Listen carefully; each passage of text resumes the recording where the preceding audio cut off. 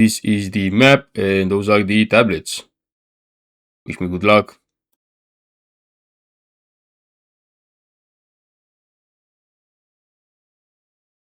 Mesa Prime. If you know, you know. Alright, let's see what this baby can do. What?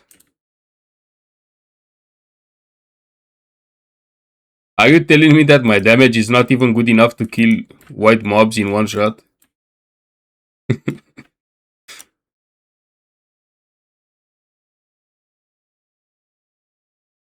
Mirror. Oh.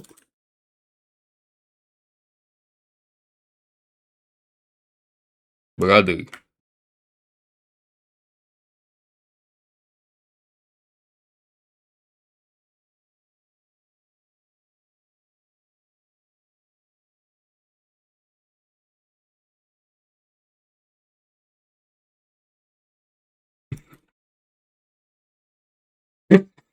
The fight of the century. I don't even know if I should do that ritual.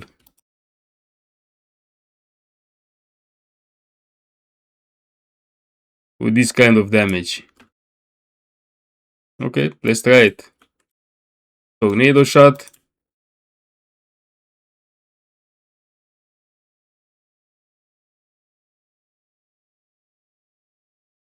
Well, that wasn't that bad.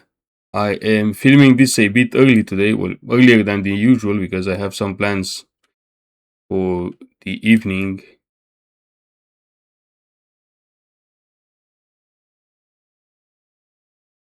I am going to go watch a movie with some friends.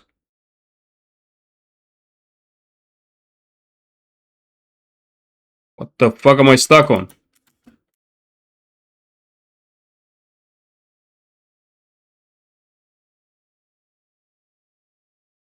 Tornado shot.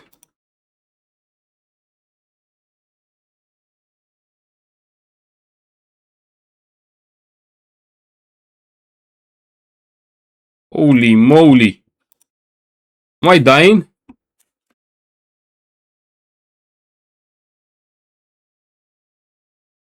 What the fuck?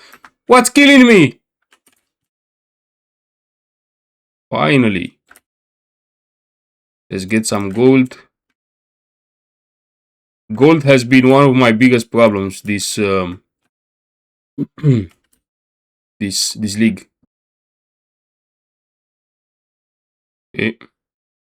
Let's try the ritual.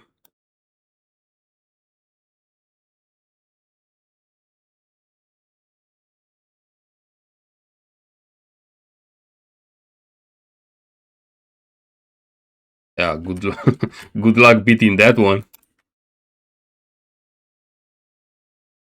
Oh, dude, he's gonna do that fucking animation 20 times.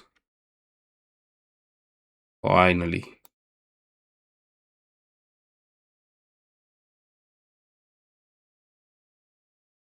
Another one?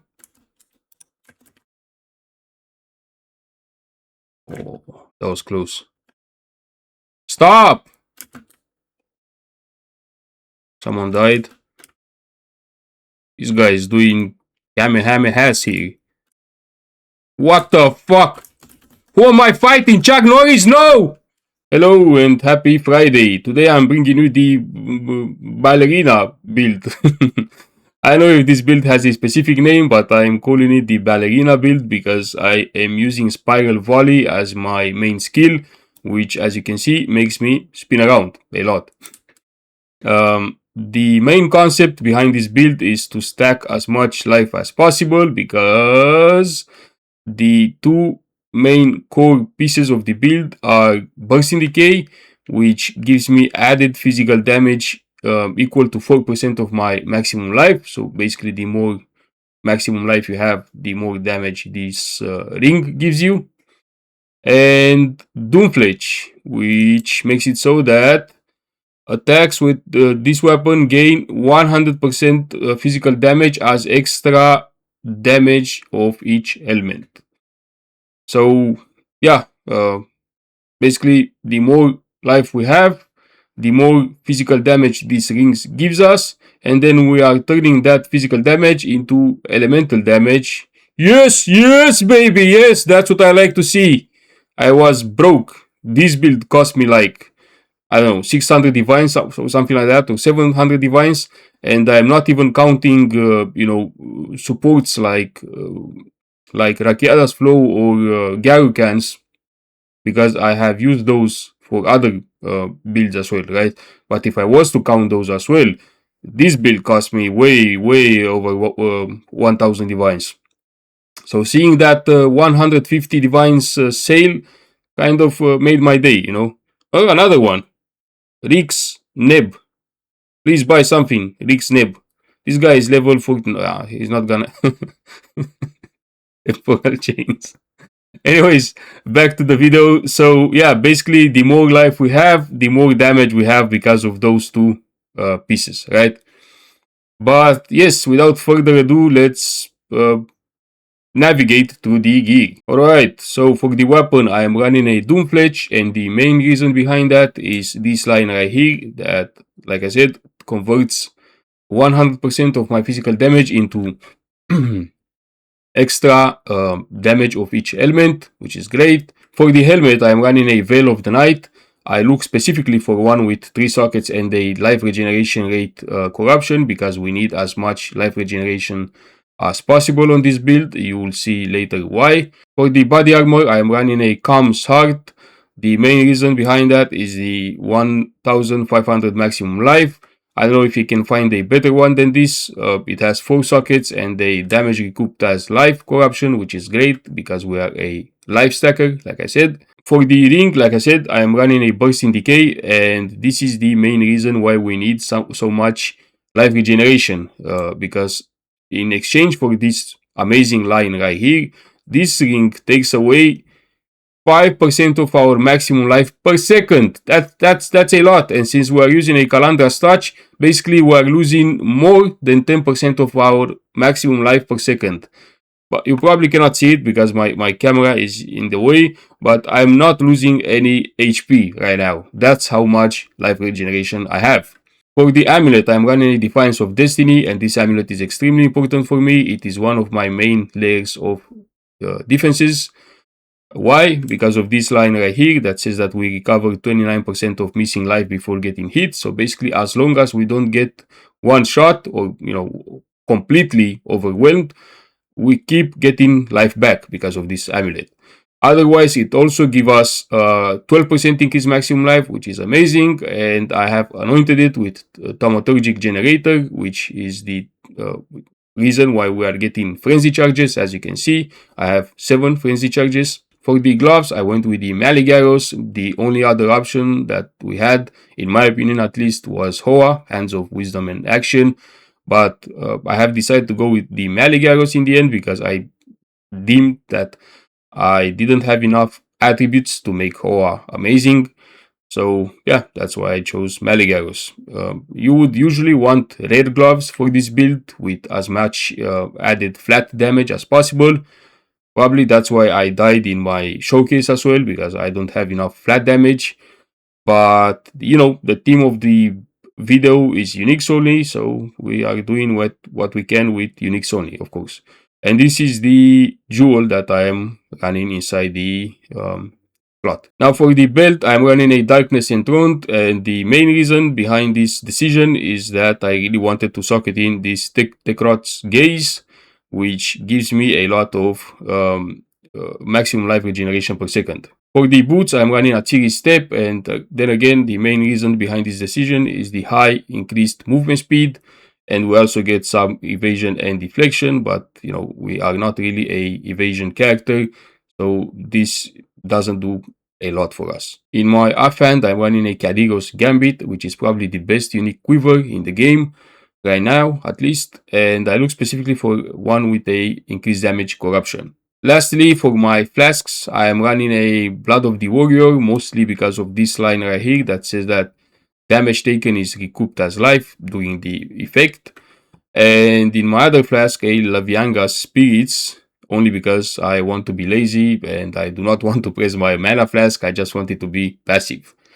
And as always, for my charms, I'm running this one for stun, this one for freeze, and I'm running a rite of passage with the spirit of the cat for the mostly for the increased critical hit chance. Now let me quickly show you the stats as well. I am a level 96 Deadeye. The original creator of this build, someone named K, was a ritualist, and probably that's a better option than a Deadeye, but I was too lazy to level up another character, so that's why I'm doing it on a Deadeye. As you can see, our defenses are pretty sad. We don't have any elemental resistances either because of our, I believe, is it because of our chest or is it because of our helmet? Because of the helmet, yeah. And my movement speed is only at 40%, which is not a lot. And my rarity, I don't even know if I have rarity. I believe I only have 15% for my rite of passage. Yeah.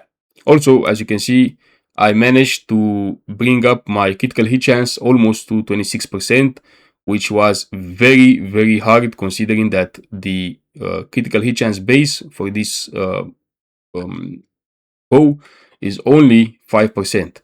If this was 10%, this build would be, of course, much better. I would do, of course, much more damage. Now for my skills, I was prioritizing using green supports because of my thaumaturgic generator. If you wanted to do frenzy charges, you need to have mainly green supports, which I do have, as you can see up here. And those are the supports that I'm running in my skills. I am only using Spiral Volley for mapping, and then I use Barrage together with Tornado Shot and Rain of Arrows for bossing. As for my skills tree, as you can see, the main goal was just to take every single jewel slot on the tree because I have decent jewels, and because, like you probably already know, jewels are extremely powerful this league. And other than that, I took a few frenzy nodes here and here. I took a few critical hit chance nodes here and here. Not damage, because we do not need critical hit damage because of our Maligarus. I took this one for life recovery and maximum life. Feather fletching, I took those two for movement speed and some skill speed. I shouldn't be taking this gem enthusiast because I haven't, I believe I do not have 10 red supports and 10 blue supports, so I will be taking this off afterwards. I have a megalomaniac, and all those three nodes give me life regeneration, as you can see. Now for my jewels, as you can see, they are pretty good.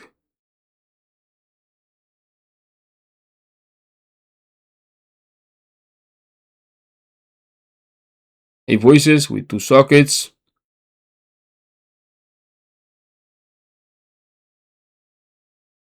This Undying Hate jewel is my second layer of defenses together with my Defiance of Destiny. Basically, this jewel makes it so that if we take Sacrifice of Flesh, it is very hard for us to get one shot, right? Not shotted. And yeah, we're taking that damage instead as a I don't even know how to explain it. If you can read, you can. The game probably explains it better than me, right? But we were taking that damage over the course of 4 seconds instead of, you know, all at the same time, basically. And I have 3 Grand Spectrum rubies with a total of, I believe, 18% increased maximum life. Alright, that's it for the video. As always, I had a lot of fun putting it together, but playing it on the other hand was a bit disappointing because I am clearly lacking damage, and me lacking damage is definitely a me problem, and it shouldn't be reflected on the original creator of this build. By the way, this build was made by someone named K. I don't know if I said it already, and it was showcased by Mobalytics as well, like 2 weeks ago. I will link his build in the description as well because I want him to take all the credit. But like I said, me lacking damage shouldn't be reflected on K or anything like that because he does a lot more damage than me. And That's probably because of several reasons, but one of those reasons is the fact that he's using rare gloves with a lot of flat added damage on them, and meanwhile I am not, so I'm losing a lot of damage from there. Um, but yeah.